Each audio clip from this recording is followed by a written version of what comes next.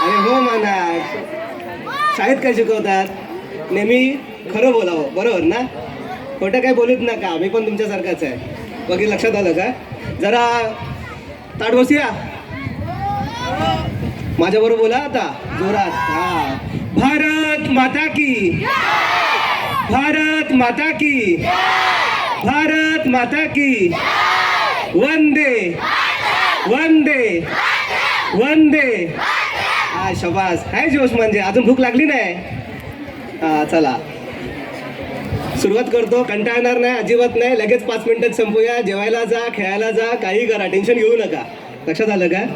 आणि हे सगळं बोलते पालकांनो, शिक्षकांनो सॉरी. विद्यार्थ्यांसाठी बोलू शकतो, मोठ्यांसारखी बोलू शकत नाही. कारण का अजून मी विद्यार्थीच आहे.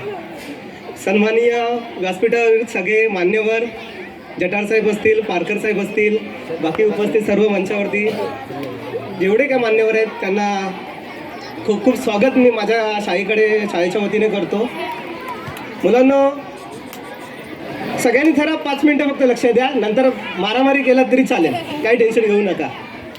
फक्त 2 मिनिटं बोलूया, ठीक आहे? जे बसले आहेत त्यांच्यासाठी बोलूया, जे उभे आहेत त्यांच्यासाठी पण बोलूया. पहिल्यांदा काय माहिती आहे का, एक छोटीशी गोष्ट सांगतो. गोष्टीत तुम्हाला काही पडलं तर ते घ्या, नाही पडलं तर सोडून द्या, काही टेन्शन घेऊ नका. शाळा म्हटलं मग गोष्टी हवेत की नाही? हां, मग तशी एक गोष्ट सांगतो. एक आहे ना, सगळे जे असतील, मी वारगावला जातो, कुठल्याही मराठी शाळेत जातो, एक जे सांगावीशी वाटते ती गोष्ट मी सांगतो. ज्यांनी ऐकली असेल तरी ऐका, नाही ऐकली असेल पुन्हा ऐका, काही सगळं सांगतो. एक आहे ना, चित्रकार असतो. कोण असतो? बोलायचं सगळ्यांनी. हा माझ्याबरोबर बोलणार ना? हां. कोण असतो? चित्रकार असतो. त्याला आहे ना एक कंपनी असते, त्याला काय सांगतात माहिती आहे काय? देव आहे ना, देव माहिती आहे ना? हां, जे काय असतील तर देव आहे ना, तो लहानपणी कसा दिसेल? काय बोलतात? देव लहानपणी कसा दिसेल त्याचं मला चित्र हवं आहे. काय पाहिजे? आता देव आता लहानपणी कसा दिसेल याचं मला चित्र हवं आहे असं ती कंपनी सांगते. तो चित्रकार बोलतो ठीक आहे, मी काढतो, काही टेन्शन नाही. मग आता असं जे चित्र आहे ना काढण्यासाठी, आता देव लहानपणी कसा दिसावा? मोठ्या मिशा असतात काय लहानपणी? तुम्हाला सगळ्यांना आहेत काय? नाही ना. देव लहानपणी जसं तुम्ही आहेत तसे आहे. मग त्याच्यासाठी आहे ना तो कुठे मोठ्या अशा बऱ्याचशा शाळांमध्ये जातो, सगळीकडे जातो, सगळ्या शाळांमध्ये फिरतो. आणि फिरता फिरता एका शाळेमध्ये आहे ना त्यांना आहे ना एक गोंडस असा विद्यार्थी दिसतो. त्याला बघून त्या चित्रकाराला काय वाटतं माहिती आहे काय? जर देव जर असेल ना, या मुलासारखाच असेल, ह्याच्यापेक्षा दुसरा कोण नाही. असा जेव्हा तो विचार करतो की त्या शिक्षकांना विचारतो, अरे शिक्षक माशे मला या मुलाचं चित्र काढायचं आहे. तो तर काढा ना. तो मस्त त्या मुलाचं चित्र काढतो, सगळं होतं. चित्र काढल्यानंतर काय होतं, त्यालाही बघतो तो, अरे वा, देव जर असेल ना ह्याच्यासारखंच असेल, ह्याच्यापेक्षा दुसरा कोणी नाही.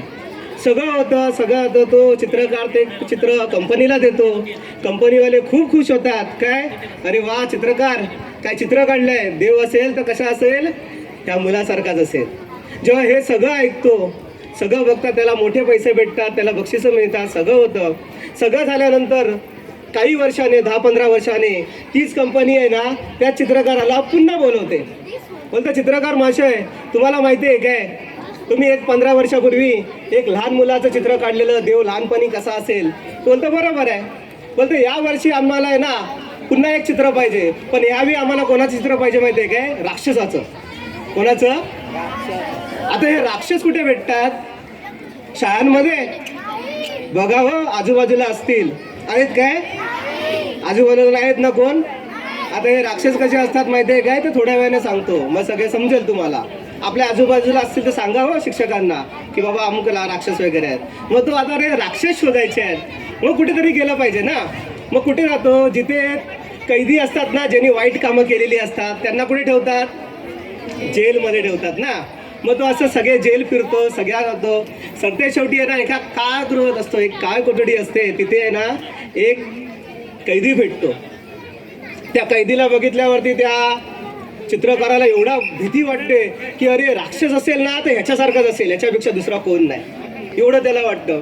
आणि ते जेव्हा होतं त्याला बघतो. आता जेलमध्ये शिक्षक असतात काय? नाही ना.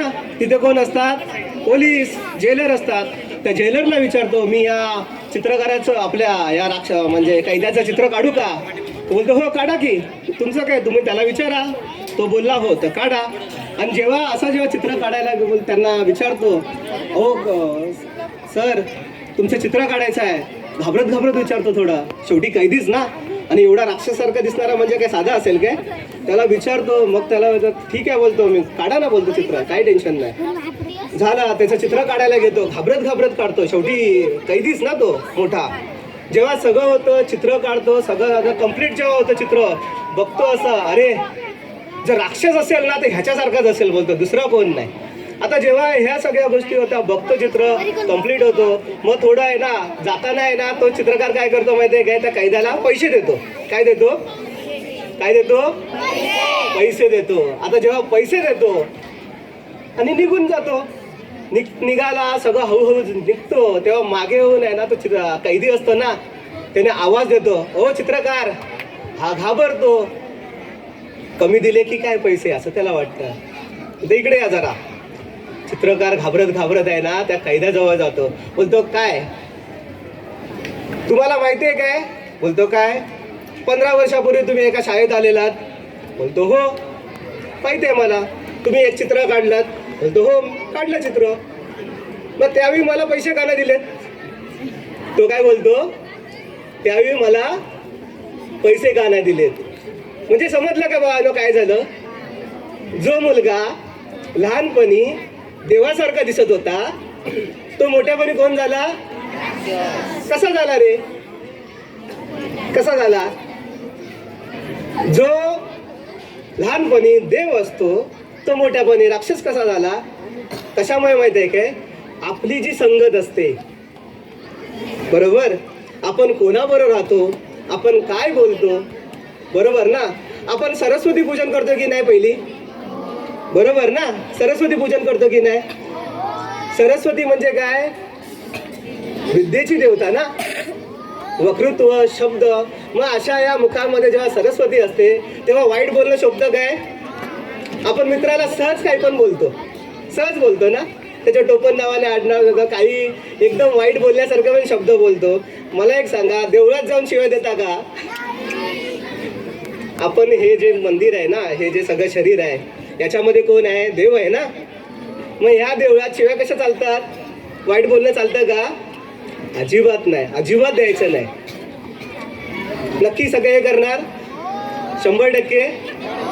कधी असं तुम्ही गणपतीच्या मंदिरात गेलात किंवा हनुमानाच्या मंदिरात गेला असाल किंवा कुठे गेला असाल तेव्हा दोघे जण मारामारी करताना दिसले का रे कधी? गणपती वगैरे हनुमान गदा घेऊन एकमेकांच्या मारामारी करतायत. किंवा तुम्ही मंदिरात गेले नमस्कार करायला, मग हनुमान आहेत ना, त्यांनी तुमच्या पाठीत गदा मारली काय रे? पटकन मारली नाही, सॉरी हा, थोडासा मजाक केला, मस्करी केली, असं काय बोलला काय तो? त्यांनी कधी चिटोस वगैरे हे वडापाव खाताना बघितला काय रे? कधी खाताना बघितला? हा नाही. आज मला आहे ना एक काम, वडापाव खायची घर आली म्हणून मंदिर सोडून गेला आणि नाक्यावरती वडापाव खात बसला. खाले काय कधी? वेफर खात बसला काय? जे शरीराला चांगलं नाही ना ते खाऊ नका. देव कशाला म्हणतो? जे चांगलं करतो त्याला देव म्हणतात की नाही? ते चांगले वागतात म्हणून आपण त्याचा नमस्कार करतो की नाही? बरोबर ना. आपले आई वडील काय म्हणतो? मातृदेवो भव, बरोबर ना. पितृदेवो भव. मातृ म्हणजे कोण आहे? आई आहे ना. आईला काय म्हणतोय? देव म्हणतोय. बाबांना काय बोलतोय? देव बोलतोय ना आपण. आता त्या देवांची आपण कोण आहोत? अरे कोण आहोत? मुलं आहोत ना. आता ते दोघं देव, मग आपण कोण? अरे देवच ना. मग देवानी मस्करी केलेली चालेल काय? मारामारा केलेल्या चालतील काय? अजिबात नाही, आणि करू पण नका. एवढंच सांगतो, आई वडील आपल्यासाठी सर्व आहेत. एक वेळ मंदिरातल्या देवांना नमस्कार करू नका, पण आपल्या आई वडिलांना नमस्कार करा. आणि नक्की करणार सगळेजण? नक्की करा, 100% करा. बाकीचं काय केलं त्याने नाही. कुठे जायची गरज नाही. असे देव ओरडत नसतात, शांत बसलेले असतात. लक्षात आलं? हे सगळे जे स्पर्धा खेळत आहे, एकमेकाच्या आजूबाजूला मुलं असतात, बाहेरच्या शाळेतनं आली आहेत. बाहेरच्या शाळेतला आले आहेत म्हणजे आपले विरोधक आहेत. भारत पाकिस्तान वगैरे काही नाही आहे, आपले सगळे मित्र आहोत. ठीक आहे, खेळीमेळीच्या वातावरणाने खेळा. आणि मी यांनाही सांगतो, शाळा जरी इंग्लिश मिडियम जरी असली मी जरी इंग्लिश मिडियमचा जरी अध्यक्ष आहे, माझं एकच मत आहे, मराठी शाळा वाचल्या पाहिजेत, मराठी शाळा टिकल्या पाहिजेत. कारण मी मराठी माध्यमाचा विद्यार्थी आहे. मी ठीक आहे, देवाने मला एक संधी दिली की मला एका इंग्लिश मिडियम शाळेचा अध्यक्ष आहे. पण सरांनाही सांगतो, व्यासपीठावर सांगतो, मी जवळपास 200 मराठी माध्यमाच्या शाळांमध्ये काम केलं आहे आणि त्यांच्यासाठी दरवर्षी मी काम करतो. राजापूर तालुक्यातल्या असतील किंवा रत्नागिरी जिल्ह्यातल्या असतील, सगळ्या आदिवासी पाड्यातल्या शाळा असतील, त्यांच्यासाठी काम करतो. उद्देश एकच आहे की माय पण जगली पाहिजे. मावशी तर बोलतात ना, माय मरो आणि मावशी जगो. इंग्लिश मिडियम पण जगलंच पाहिजे, पण मराठी मूळ आहे आपलं, ते तर मस्तपैकी उभं राहिलं पाहिजे. आणि त्यासाठी मला जेवढं काय प्रयत्न होईल, जेवढं काय शक्य होईल तेवढं मी माझ्या परीने प्रयत्न करतो.